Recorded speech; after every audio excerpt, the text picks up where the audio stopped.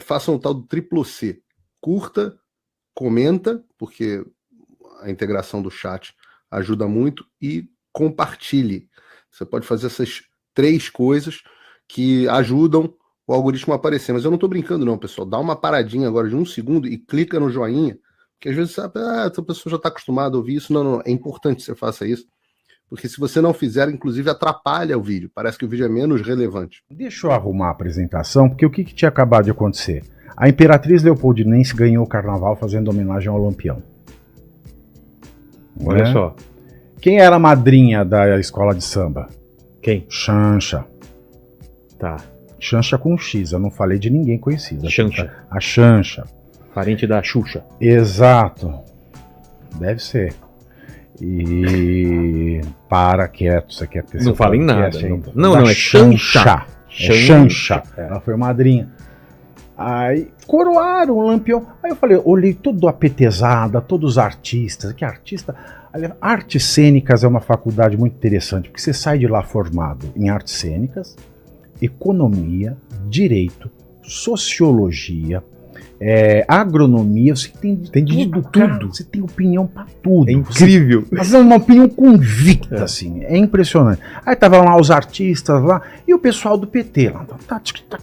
E qual foi o lema da campanha? O amor venceu, o Bolsonaro é um misógino, o Bolsonaro é um mau. Aí tava todo mundo sambando e batendo pau pro maior estuprador da história do Brasil. Mas como é que é isso aí? Alguma coisa não bate aí. Tá? Aí eu voltei na pesquisa, fiz. Aí o Marco falou, não vai vender. Eu falei, tá bom, então vamos trocar o título. Mas o nome do Lampião é Virgulino Ferreira da Silva. Aí peguei da Silva. Aí o que o povo tem procurado muito hoje? Coisas sobre fake news. Sei. Então, da Silva, a grande fake news da esquerda. Você juntou... Porque a figura desse bandido psicopata como herói é criado pelo Prestes do Partido Comunista. Ele que inventou essa estética de herói para esse bandido psicopata. Até então ele era o que era mesmo. Até então ele era o demônio na Terra. Entendi. Não tinha uma narrativa que foi criada dele ser um sujeito, um injustiçado. Mentira, ele é de uma família de ladrão. Um Robin Hood. Tipo, o vô era ladrão, o pai era ladrão, eles irmãos eram ladrão, nunca prestou. Mataram o pai dele. De fato, mataram, porque, óbvio que bandido que rouba bandido e tá vivendo e vive fugindo da polícia, uma hora morre. Vou vingar meu pai. Ele não se vingou de ninguém. O Lampião era um mentiroso. Por exemplo, se ele falava uma coisa hoje, numa entrevista, ele ia dar outra entrevista, ele falava outra coisa, nem aí com o que ele tinha falado na outra. Sobre qualquer coisa. Por exemplo, assim, imagina, eu vou fazer até uma voz diferente para não confundirem com o Lampião ou comigo. Tá. Um sujeito vira assim: o sujeito que tem ama não presta. Eu nunca tive uma ama na minha vida. Entendi. Uma voz qualquer. Uma voz que vem aqui, uma voz qualquer. Tá. É uma voz de fumante. Exatamente. Voz de fumante. Tipo da Leda. Aí depois, pra outra entrevista, a pessoa conta assim: quando eu namorava, eu tinha uma garruchinha que eu andava comigo. A garrucha, porque era perigoso namorar à noite, então eu andava com a garruchinha. Entendi. Qual a história vale? Não sei. Então o Lampião ele era isso. Pra uma entrevista ele falava uma coisa, outra coisa. Isso aqui foi um exemplo que eu inventei agora. Entendi. Tá? Dessa voz. Totalmente desconexo. É só pra vocês entenderem. É. Aí ele fala, cada entrevista ele fala uma data de nascimento dele. Ele fala que quando a mãe dele morreu, ele jurou vingança com o peito ensanguentado da mãe. A mãe não morreu. Sabe de que lembra isso? A mãe morreu doente e ele não tava no velório da mãe porque ele tava fugindo da polícia. Sabe que lembra isso na ficção? O Coringa, que cada hora inventar uma história para cicatriz dele. Exatamente. E é isso. Essa mitomania, que aliás é um sinal de psicopatia. Também acho. Né? E aí eu montei esta história. O cara é grande fake news da esquerda. Mas você tá dando um exemplo de que ele dava entrevistas Ele dava entrevistas mesmo? O Lampião, sim. É mesmo? O Lampião era vaidosérrimo. Não sabia dessa... Nossa, meu amor. Ele usava... Olha como era o Lampião. Lampião era o cara mais rico do Agreste. É? Só com produto do crime. Caramba. Ele usava jabiraca, que era o lenço do pescoço. Sei. Tinha que ser tafetá inglesa ou seda francesa. O óculos dele era Zeiss, que é caro até hoje. Claro que vem das lentes Zeiss. Lentes Zeiss. No chapéu dele, ele tinha um conjunto de moeda em ouro 28 quilates, que era um verdadeiro museu de numismática. Todas as armas dele tinham a empunhadura com ouro. Cara, todas. É uma imagem dele totalmente diferente do que foi construído. Ele mandava fabricar um tecido tingido porque ele gostava de uma determinada coloração de roupa. E ele mesmo costurava às vezes. Porque ele era o mestre do bordado da máquina Singer. Ele só usava o perfume da Maison Roger Gallet, que é um perfume do começo do século XX, Fleurs de l'Amour. Que não era barato. Brasil, 1920, imagina você usar Fleurs de l'Amour da Roger Gallet, tem que vir da França, só tomava whisky White Horse e brandy macieira. Refinadérrimo e vaidoso. Tanto é que muitos coronéis pagavam para cordelistas fazerem os cordéis enaltecendo a bravura dele. Entendi. Que ele era super vaidoso. E quando o cordelista escrevia algo que não gostasse, corria risco de vida. Então a maioria já nem fazia cordel. Para não arriscar. São casos raros que eu trago aqui, né, os que faziam enquanto ele estava vivo. Sempre enaltecendo. Não, a maioria sempre enaltecendo. Tem um ou dois que tem coragem de falar a verdade. Sério? Exatamente. São os casos que eu trago aqui. E eu tentei resumir tudo. E eu fui aos jornais de época. Por exemplo, coronel, ele só extorquia. Coronel. O pobre é que ele humilhava. Ele extorquia com qual? Extorquia com final. Não sabe o Zé Rainha que foi preso aqui? Sei. Falava assim: você quer ter a sua terra invadida? Não, né? Então você me paga aqui uma groja. Entendi. Porque o cangaço, o movimento do cangaço é um movimento de milícia privada de coronel. Então ele é o anti-reforma agrária, por excelência. Entendi. Ele é aquele que protege o domínio latifundiário do coronel.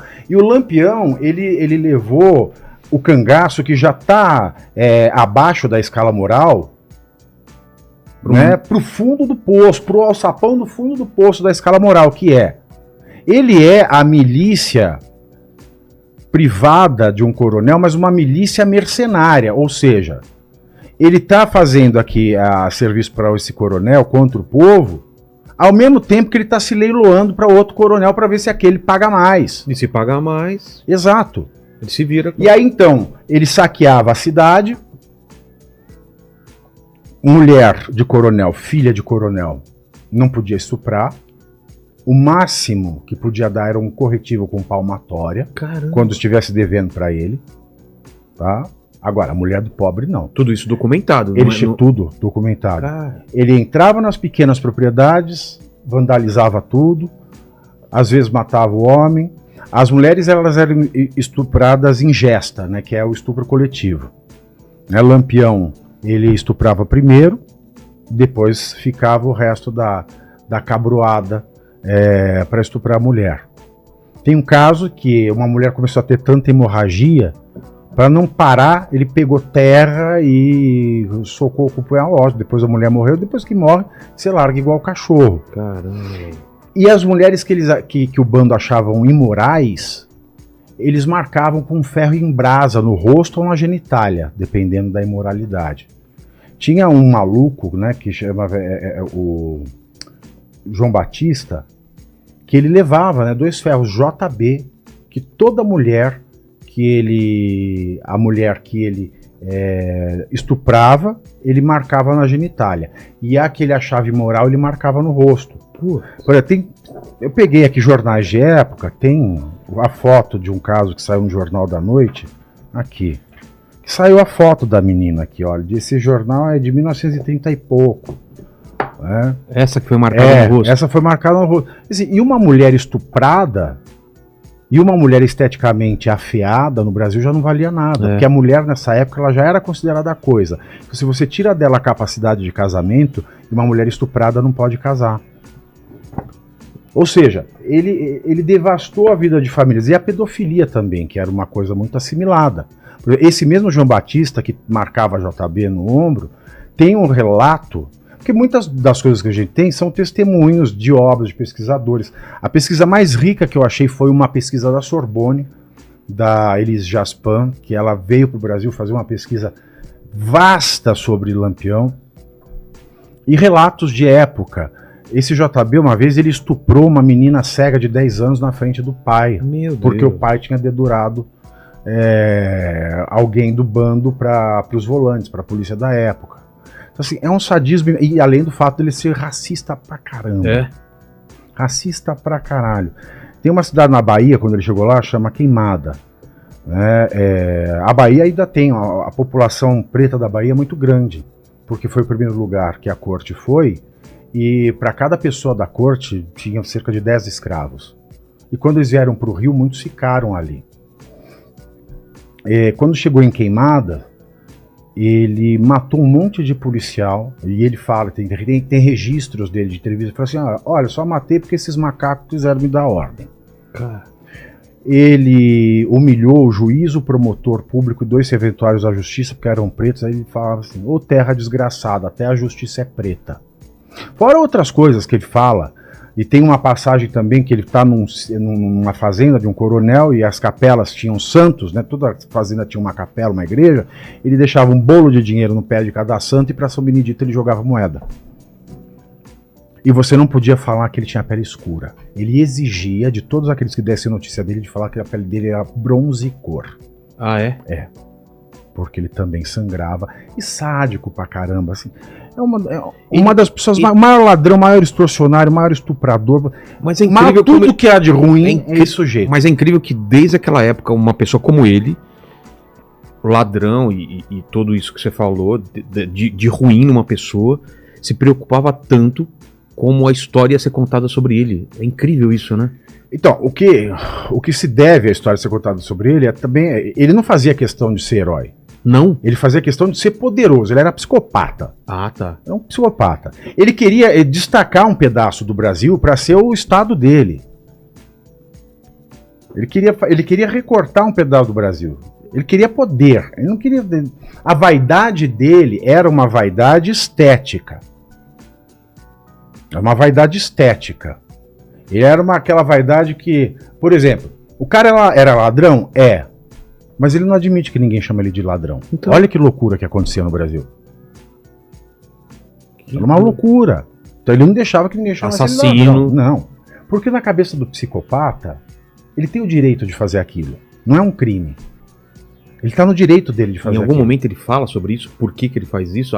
Tem justificativa ou ele não precisa se justificar? Não, cada entrevista ele fala uma coisa, ele fala que é por vingança, etc e tal. Aí o que aconteceu foi que o Prestes, ele precisava de uma figura de luta popular, e ele levou isso para a Internacional Comunista em 1920, 1930. Né? A distância do Nordeste para o Rio de Janeiro era grande e do Brasil para Moscou era maior ainda. Então ele começou a cultivar a figura do Lampião e do seu bando como pessoas indignadas com o Estado, que lutavam por uma sociedade mais justa e que só precisavam ser ajambrados pelo comunista, educados pelo comunismo. E assim, na figura deles, eles promoveriam no Brasil revoltas populares. Ele fala, olha, se vocês querem atingir alguma coisa e continuarem fora da cadeia, vocês têm que ser como o Lampião e o bando deles. A gente tem que vencer pelo medo, pela arma. Então ele foi escolhido a dedo pelo Prestes. Entendi. Para fazer isso. Mas Lampião nunca foi comunista. Lampião era o maior egoísta de todos. A pessoa mais egoísta que existiu. Nem mesmo dentro do bando dele. Ele fez uma fortuna. Ele fez uma fortuna que por um ano ele conseguiria manter o sistema de saúde e educação de 10 municípios, de 10 capitais do Rio de Janeiro daquela época. Eu conseguiria manter por um ano todo o sistema de educação e saúde de 10 municípios. Ele nunca doou um centavo para ninguém. Tudo morreu com ele, tanto que o Optato Gueiros, que é um dos que presenciaram a morte dele, ele conta no livro de memórias dele que se dizia na época quem matou Lampião. Quem matou Lampião foi o dinheiro dele. Por quê? A briga pelo dinheiro? Quem matou Lampião foi o dinheiro dele, porque ele roubava o dinheiro dos outros. Ah, sim. Ele deixava a população inteira na miséria, ele era o maior traficante de arma no Brasil, então ele tinha mais arma que toda a polícia. Né? Ele tinha mais arma que toda a polícia. E aí você fala, né? Hoje a gente tem um governo que fala da misoginia e samba e enaltece o Lampião, usa chapéuzinho de Lampião, que fala que quer defender a mulher, olha o caso de Lampião, e que é contra as armas. Uma das bandeiras atuais é o desarmamento, e a gente tem aqui a celebração do maior traficante de arma da história do Brasil. Exato. O maior da história eu não sei, mas guardadas as devidas proporções, na época, com certeza. ele era o PCC da época. Exato. O Estado não alcançava onde ele estava. Exatamente. E às vezes ele comprava até do Estado, porque imagina um rincão do Brasil naquela época. E a figura da Maria Bonita? Que era feia. Que era Qual que é a feia. história Maria dela? Bonita é uma mulher feia. Ela também foi... Maria Bonita nunca foi chamada de Maria Bonita. Ah, não? Não. Ela passou a ser chamada de Maria Bonita depois que ela morreu. Porque é uma parte dessa semiótica, da construção desse personagem pelo comunismo. Quando ia sair um documentário sobre Lampião, o governo Vargas proibiu.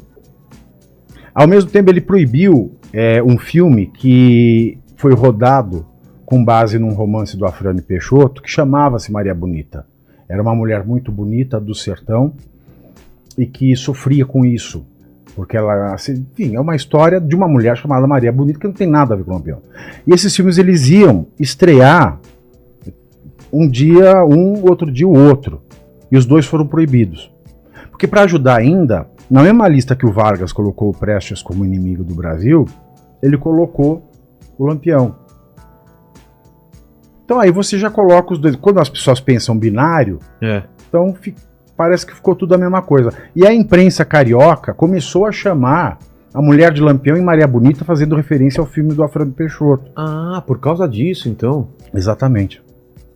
Exatamente. E a função dela no bando, qual que era? Ela tinha Ela era a algum primeira tipo de dama. Ela era a primeira tinha dama. poder? Ela tinha o poder de influenciar o marido, comprar joias.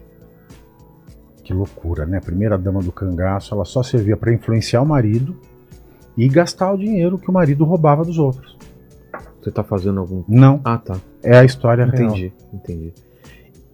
A única revolução que ela fez foi fazer Lampião admitir o corte de Joãozinho. É mesmo? Porque antes ele achava imoral. Ah, tá. Então ela tem essa Foi importância. a única coisa que ela fez pelas mulheres foi... Não. Mas ela, Você como pode símbolo cortar feminista, Joãozinho. então é só isso que ela Nada, elas todas sabiam dos estupros coletivos. Todas viam a pedofilia acontecendo. Nenhuma mulher pegava em arma. Não. Só a Dadá, só a mulher do Curisco. Tá. Que foi estuprada por ele quando ela tinha 12 anos, quase morreu. Depois a única mulher que pegava em armas era a Dadá. As outras mulheres viviam desgraçadamente como qualquer outra mulher. Entendi. Lavando, etc e tal.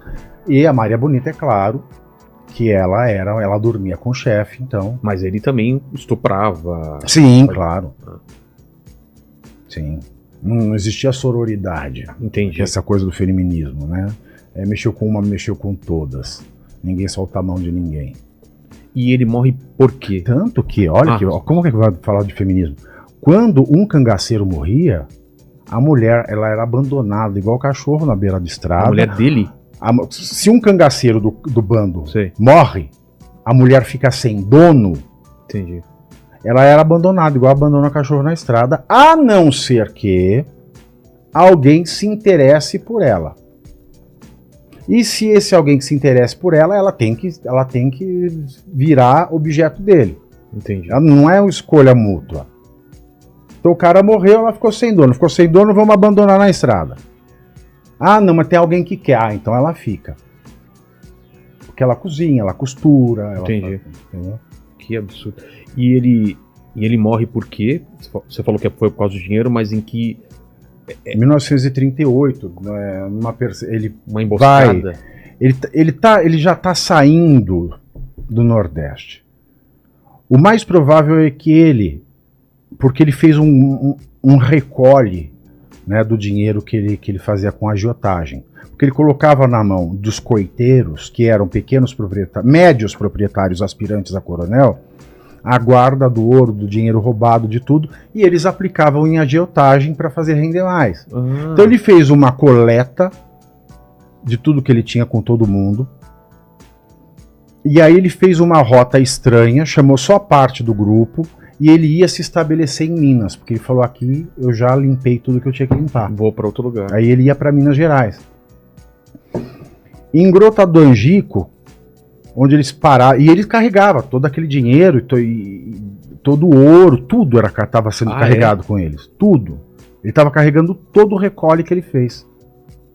Aí um belo dia, a população, né, que estava recebendo armas para ajudar na caça ao Lampião, matou e degolou todo mundo que estava na Grota do Angico. E é claro, levaram dinheiro. Entendi. E por que isso não aconteceu antes?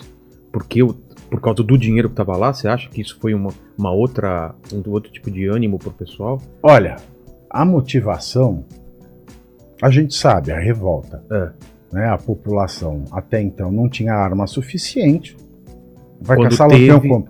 Aí você imagina o coiteiro, que é o cara que ganhou dinheiro com o Lampião, e depois do recolhe ele ficou sem nada. Pô, o Lampião vai embora, eu passei a minha vida sendo acesso pro crime, e eu vou fazer o quê? Entendi.